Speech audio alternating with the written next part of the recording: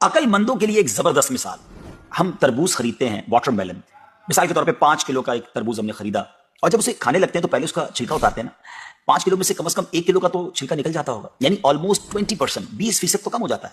مگر کیا کبھی ہمیں افسوس ہوتا ہے اس کا کہ ہم سوچتے ہیں کہ ہم نے تو تربوز چھلکے کے ساتھ خریدا, چلو آج چھلکے کے ساتھ ہی کھا لیتے ہیں؟ ایسا نہیں کرتے نا.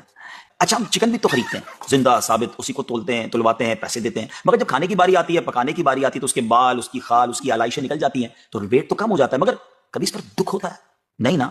تو پھر 40,000 میں سے 1,000 دینے پر, 1 لاکھ میں سے صرف 2,500 دینے پر ہمیں کیوں بہت تکلیف ہوتی ہے؟ حالانکہ یہ صرف 2.5% تو بنتا ہے, یعنی 100 روپے میں سے صرف 2.5 روپے. یہ تربوز, کیلے, آم اور مالٹے کے چھلکے اور گٹلی سے تو بہت کم ہے نا.